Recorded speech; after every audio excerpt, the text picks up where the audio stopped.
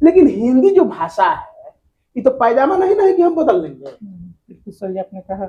किशोर, क्या नीतीश कुमार जी को हल्के में ले रहे हैं? बार बार बोलना कि 25 सीट नहीं आएगा, तो क्या नीतीश कुमार के लिए प्रशांत किशोर उनको हल्के में ले रहे हैं? नमस्कार, मैं हूं कुमार सागर, आप देख रहे हैं द यूथ वॉइस 24 युवा आवाज के साथ। मेरे साथ अभिषेक कुमार जी है और आज हम लोग चर्चा करेंगे कि बिहार में हो रहे चुनावों को लेकर क्या स्थिति आज है, क्या बिहार में प्रशांत किशोर एक नया चेहरा उभरते हुए आए हैं कि और अन्य पार्टियां भी हैं, तो क्या इस बार बिहार में क्या होगा, इन विषयों पर आज हम चर्चा करेंगे अभिषेक कुमार जी से। अभिषेक कुमार जी, क्या लगता है कि बिहार में जो प्रशांत किशोर की पार्टी है और उन्होंने भी बहुत सी यात्रा शुरू की है बिहार में, जिस तरीके से चुनाव प्रचार कर रहे हैं, और नीतीश कुमार जी हैं, महागठबंधन है, तो क्या उनसे इनकी चुनौती किस तरीके से आप देखते हैं? देखिए, आज़ादी को जो आज़ादी के एक लंबे अरसे के बाद अगर हम बिहार के संदर्भ में बात करें तो जो जेपी मूवमेंट के बाद जो भी मूवमेंट, कांग्रेस के एक अंत होता है, उसके बाद समाजी मूवमेंट आता है जिससे बिहार के अंतर्गत लालू जी मुख्यमंत्री बनते हैं। साथ ही साथ बिहार में कांग्रेस का एक समय के अनुसार कमजोर होना, भाजपा को समय के अनुसार मजबूत होना, और जो बिहार की मूलभूत जो समस्याएं रही है, जो चाहे वो बेरोजगारी की हो, चाहे वो शिक्षा के क्षेत्र में हो, एक बिहार एक पलायन के क्षेत्र में बहुत बड़ा एक औद्योगिक क्षेत्र बनकर आ गया, यहाँ हम मजदूर निकाल रहे हैं। तो ये तमाम जो समस्याएं जो बहुत पहले ही से ही जो बनी थी, वो अभी भी समस्याएं बनी हुई है, अभी भी समस्या बनी हुई है। और आज के संदर्भ में प्रशांत किशोर जी का आना, इतने कम समय में इतना लोकप्रिय हो जाना, कहीं ना कहीं हमें यह रियलाइज करा रहा है, कहीं ना कहीं हमें यह महसूस करा रहा है कि जो समस्याएं बिहार में है, उन समस्याओं को सतही स्तर पर दूर करने की उतनी मजबूत कोशिश की गई कि न की गई, लेकिन हुआ नहीं, वो समस्या समाधान नहीं हुआ है। प्रशांत किशोर के जन आंदोलन से बिहार में क्या कुछ नया बदलाव देखने को मिलेगा? क्या आपको क्या लगता है, इस पर कुछ बताएं। जरूर, प्रशांत किशोर जी बिहार में जो एक एक गांव गांव में घूमना, बुनियादी चीजों के अंडरलाइन करना, उनको उठाना, चाहे वो बेरोजगारी की समस्या हो, अशिक्षा की समस्या हो, स्वास्थ्य की समस्याएं हो, जो मूलभूत समस्याएं हैं, वो एक एक गांव घूमकर बता रहे हैं। और विभिन्न माध्यमों से हमें देखने को मिल रहा है कि लोग उनसे जुड़ भी रहे हैं, और लोगों को जुड़ने से कहीं ना कहीं जो एक सरगर्मी है बिहार की, उसमें तो एक गति तो पैदा हो गया है। विपक्ष की जो पार्टियां हैं, चाहे प्रशांत किशोर जब ये बात करते हैं तो उनको एंटी जो पार्टियां हैं, चाहे महागठबंधन की धारा हो, चाहे एनडीए हो, तो उनमें कहीं ना कहीं बेचैनी तो दिख रही है, या साफ साफ दिख रही है, क्योंकि वो भी समझ रहे हैं समस्या तो है बिहार। तो क्या आपको लगता है, क्या जेपी के आंदोलन की तरह लालू जी, नीतीश जी और रामविलास पासवान जी जैसे चेहरों देखने को इस प्रशांत किशोर के आंदोलन में मिल सकते हैं? इस पर क्या आपकी प्रतिक्रिया है? देखिए, जेपी मूवमेंट आजादी के बाद बिहार के संदर्भ में अगर बात करें तो एक बहुत बड़ी मूवमेंट कही जा सकती है, बहुत बड़ी मूवमेंट। और उससे बिहार के संदर्भ में क्या परिवर्तन हुए, ये तो हर बिहार वासी समझते हैं, इसको हम जानने का कोशिश तो करेंगे ही है। लेकिन जेपी मूवमेंट से एक बहुत बड़े चेहरे भी है, चाहे वो लालू जी के रूप में हो, नीतीश जी के रूप में हो, अन्य लोग, चाहे शरद पवार आए, समाजवादी धारा का भी एक आंदोलन रहा है देश में, चंद्रशेखर प्रधानमंत्री बने उसी आंदोलन से। लेकिन अगर हम बिहार के संदर्भ में बात करें तो एक चेहरा मात्र, और कुछ कुछ जो बिहार में जो खासकर जो समस्याएं रही है, चाहे जातीय समस्या रही हो, बिहार के लोगों को बुनियादी जो समस्याएं रही है, उन समस्याओं को, चाहे छुआछूत की समस्याएं रही हो, नेताओं ने इसको दूर करने की अपेक्षा इसको वोट बैंक में कन्वर्ट करने पर ज्यादा ध्यान दिया, जिसमें वे सक्सेस होते हुए दिखाई तो दिए, लेकिन जनता को उतने स्तर से परिपक्व नहीं कर पाए कि वो अपने समस्याओं के समाधान के लिए एक विशेष हल समझ पाए, जिसका कारण ही है प्रशांत किशोर का आ जाना, जिसका कारण ही है भाजपा को बहुत लंबे समय तक बिहार में राज किया, उस समय। तो क्या पीके के बारे में, जाति के बारे में आप देख रहे होंगे बार बार उनके विपक्षियों के द्वारा आवाज उठाया जा रहा है उनकी जाति के बारे में, तो क्या जाति के बारे में पीके का आवाज उठाना क्या प्रशांत किशोर के लिए एक बड़ा समस्या हो सकता है? इस पर आपकी क्या प्रक्रिया है? इस पर क्या लोगों का क्या प्रक्रिया चुनाव के समय में देखने को मिल सकता है? इस पर कुछ विचार अपना बताएं। देखिए, जातीय समस्या बिहार में रही है, जी इसे मुंह मोड़ा नहीं जा सकता है, जी क्योंकि समय बदला है, बहुत अरसा हो गया है। समस्याएं जाति के आधार पर गांव में घटने वाली जो समस्याएं हो, शहरों में घटने वाली समस्याएं, उसमें बहुत कमी आई है, इसमें मुंह मोड़ा नहीं जा सकता है। और आज के ही संदर्भ में हम जब 2025 के संदर्भ में बात करते हैं, जब प्रशांत किशोर जैसे लोग आगे बढ़ रहे हैं, भाजपा जैसी संगठन आगे बढ़ रही है, जिसका कोई एक ऐतिहासिक बैकग्राउंड नहीं रहा है, मुख्य अगर लेवल पर बातें करें इन लोगों का कोई नहीं रहा है, लेकिन आज में अगर महागठबंधन के द्वारा किसी भी व्यक्ति की आवाज एक जाति के आधार पर उसको डाइल्यूट करके, कमजोर करके, अगर हम फिर से एक बुनियादी बदलाव यानी महागठबंधन की बदलाव अगर हम बार बार बोले तो सरकार की बदलाव, मुख्यमंत्री की बदलाव के अगर संदर्भ में हम बात करें तो आज के दौर पर उतना कारगर साबित होता नहीं दिखाई दे रहा है। जैसे प्रशांत किशोर जी के बारे में बार बार महागठबंधन धारा के द्वारा प्रशांत किशोर पांडे करके जो ये बार बार बोली जा रही है, तो कहीं ना कहीं एक रटी रटाई हुई रणनीति पर महागठबंधन आगे बढ़ रही है, जो कि बहुत बड़ा कारगर अगर साबित हो जीत और हार में, खासकर अगर महागठबंधन, तो मुझे नहीं दिखता हुआ है। क्योंकि बिहार के जो संदर्भ में बात करें, बिहार लोग जातीय समस्याएं से कम, लेकिन बेरोजगारी समस्या है, अशिक्षा समस्या है, स्वास्थ्य प्रति समस्या है, जो बुनियादी समस्याएं हैं, उन समस्याओं में भयावह रूप से लोग जूझ रहे हैं। पलायन की एक बहुत बड़े मार्ग से बिहार जूझ रहा है। बिहार और बिहारी अपमानित हो रहा है, अपमान का जीवन जी रहे हैं। अब देखिए ना, कल ही के बाद देखिए, परसों के ही बाद देखिए, महाराष्ट्र के संदर्भ में हमें मराठी कल तक बिहारी होने पर हमें पीटा जा रहा था, लेकिन मराठी भाषा को लेकर, हिंदी भाषी को लेकर, अब बोलिए ना, अब सिर्फ हाँ सही कहा आपने कि हिंदी भाषा होने पर हमें पीटा जा रहा है। अब बोलिए, हम जाति चलिए ठीक है, जाति को ठीक कर देते हैं, बिहारीपन को चलिए ठीक है हम इंडियन में बदल सकते हैं, लेकिन हिंदी जो भाषा है ये तो पायजामा नहीं ना है कि हम बदल लेंगे। बिल्कुल सही आपने कहा।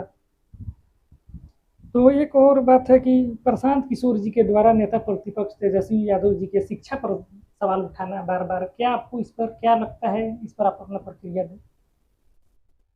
देखिए, प्रशांत किशोर जी बार बार तेजस्वी जी पर ये बोल रहे हैं कि ये नवी फेल है, नवी फेल है।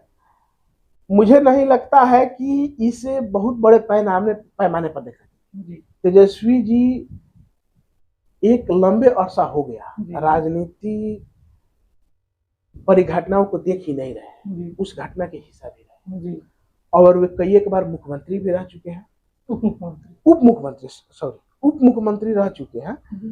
और उनके पार्टी जब एक अन्य पार्टी से गठबंधन करके जब एक सरकार में साझेदारी अपनी भूमिका अदा कर रही थी, तो हमें यह देखने को मिला एक बहुत बड़े पैमाने पर एक नौकरी देने का काम किया गया। तो इसका श्रेय बहुत सटीक मायनों में मैं तेजस्वी जी को देना चाहूंगा कि उनके नेतृत्व में उनका एक फैसला लेना कि हम एक गठबंधन की सरकार में जा रहे हैं, नौजवानों को रोजगार देना, यह काबिले तारीफ है।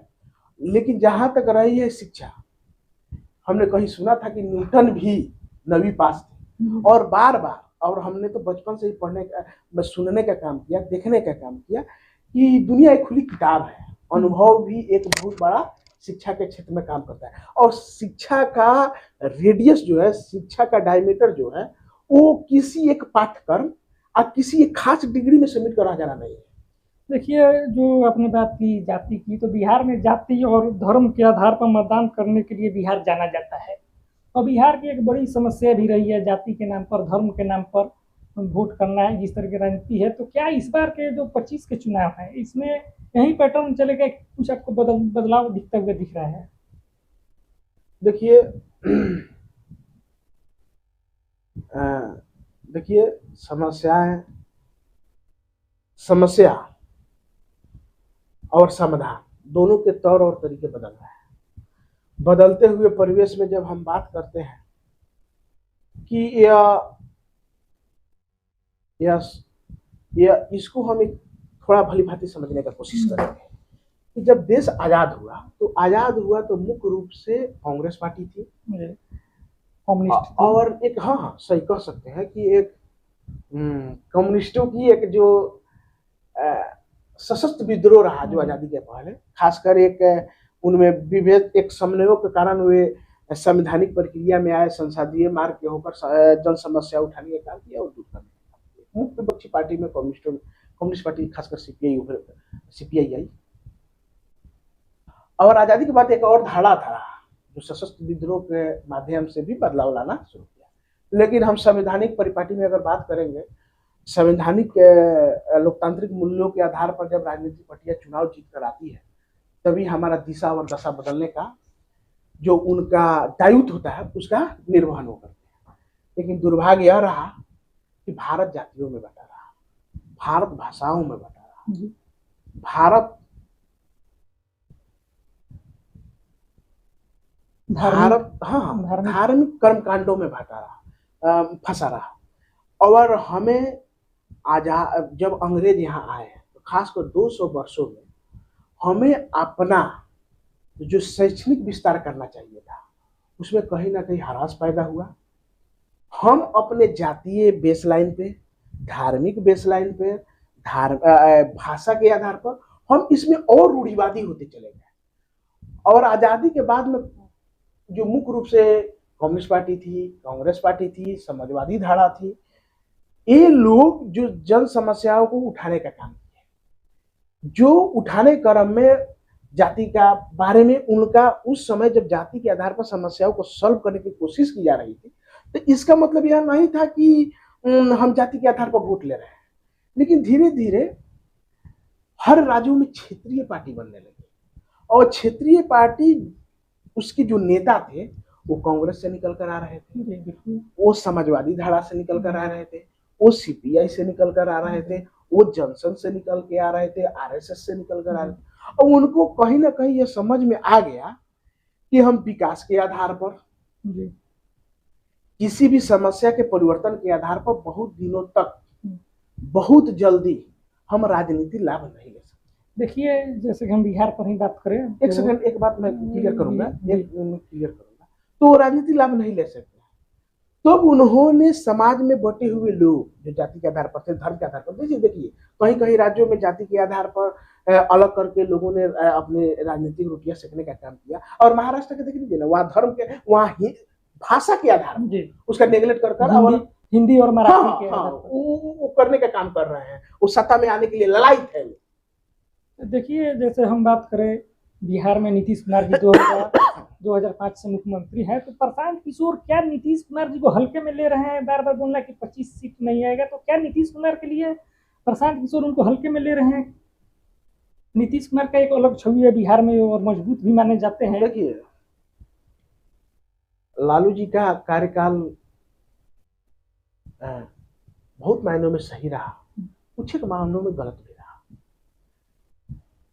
तो राजनीतिक पार्टियां किस तरह अपने विपक्षी पार्टियों के कमियों को उठा पाती है, तो यह स्वाभाविक तौर पर 2005 में जब नीतीश जी सरकार में आते हैं, संदर्भ में हम कहना चाहेंगे, लेकिन 2005 के बाद जब नीतीश जी आते हैं तो नीतीश जी ने सच में बिहार के टूटी हुई सड़कों को जो बनवाने का काम किया था, वो क्रांतिकारी पहल था बिहार के। जैसे बिजली की भी बात, और बिजली जो कई एक दशक तक, जैसे मेरे ही गांव में 2011 में बिजली, तो नीतीश जी ने गांव के टूटे फूटे सड़कों को, हाँ, स्टेट हाईवे हो, ग्रामीण क्षेत्र के हो, जो भी हो, उसको बनती हुई सड़क, संजोग देखिए उस समय कांग्रेस की सरकार थी जी, केंद्र में। तो जो आज की भाजपा पार्टियां कहती है कि नहीं डबल इंजन की सरकार चाहिए, तो या तो हुआ केंद्र कांग्रेस की सरकार होते हुए नीतीश जी ने यहाँ टूटे फूटे सड़कों का बिजली के जो भी गांव में बिजली पहुंचाने का काम किया। जैसे मैंने कहा कि मेरे ही गांव में 2011 में बिजली आई। शिक्षा के क्षेत्र में भी जी, शिक्षा बड़े के क्षेत्र में उनका बड़ा हाँ योगदान रहा, जैसे साइकिल योजना हो, हाँ हाँ हाँ पोशाक योजना हो। हाँ। अब बोलिए साइकिल योजना चलाकर एक बहुत बड़ा क्रांतिकारी पहल था जी, कि लड़कियां गांव की जो लड़कियां शर्माती थी शुद्ध चल पाने में, वह भी साइकिल चलाकर स्कूल जाने लगी। तो इस संदर्भ में नीतीश कुमार जी को हल्के में तो नहीं लिया जा सकता बिहार की राजनीति में। लेकिन देखिए हल्के में लेने की बात क्या की, अगर 2015 तक हम देखते हैं जी तो ये बहुत मजबूत नीतीश जी थे। जी लेकिन बीते कुछ उनका जो जीतन जी का मुख्यमंत्री बनाना, उसके बाद भाजपा से गठबंधन तोड़ना, हाँ महागठबंधन की तरफ जाना, फिर उधर से भाजपा के साथ आना भाजपा और में आ भाजपा जाना। का भी बिहार में अपना रुतबा बढ़ना, जो उनका एक गंभीर पूर्वक, जैसे लालू जी का मंच से एक मजाकिया मूड में किसी भी जन समस्या को उठाना, जी उसी मजाकिया मूड में समाधान कर देना।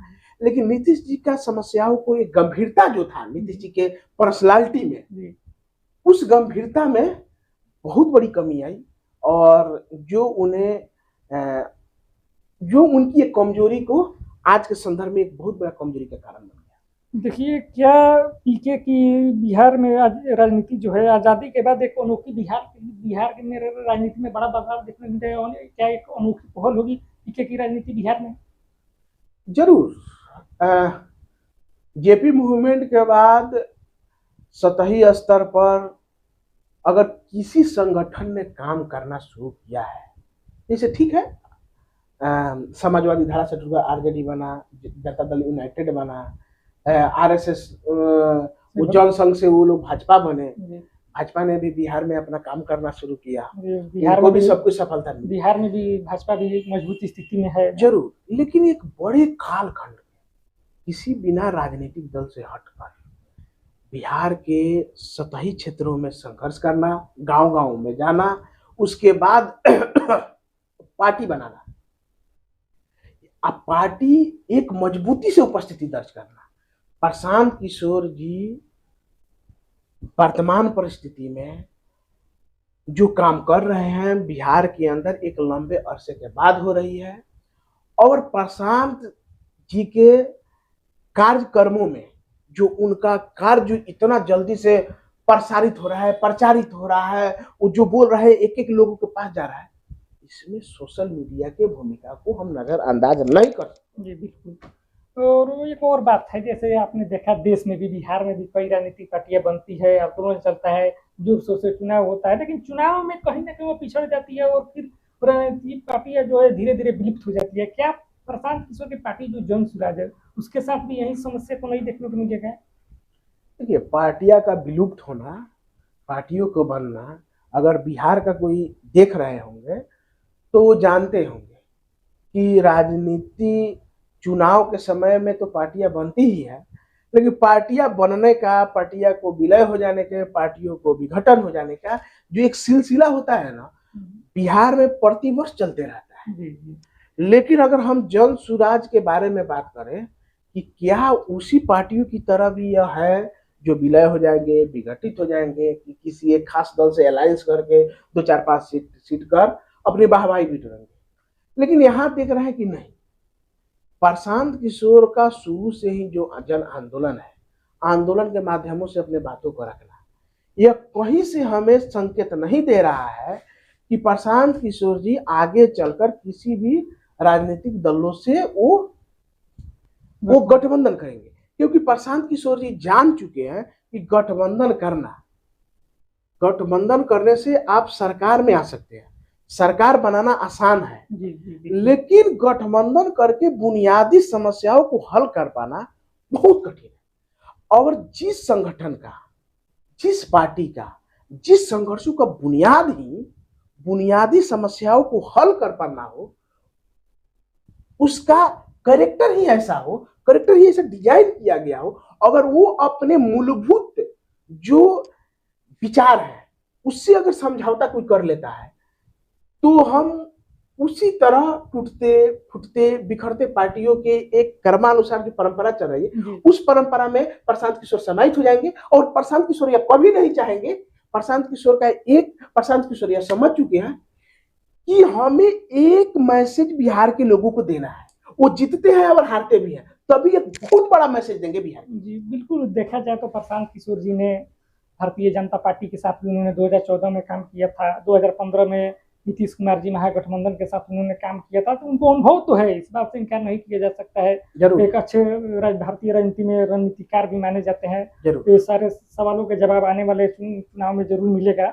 और अभिषेक जी, आपका बहुत बहुत धन्यवाद, जिस तरह से आपने बहुत अच्छे से व्याख्या की इन पार्टियों के बारे में और राजनीति बिहार के बारे में। तो देखते रहिए इसी तरह की खबरें के लिए द यूथ वॉइस 24 एक नए अंदाज में युवा आवाज के साथ। बहुत बहुत आप सबों का धन्यवाद। अगर आप देख रहे हैं यूट्यूब पर तो हमारे चैनल को सब्सक्राइब जरूर कीजिए, द यूथ वॉइस 24। और फेसबुक पेज पर देख रहे हैं तो Facebook page the youth voice 24 को फॉलो जरूर कीजिए। बहुत बहुत धन्यवाद।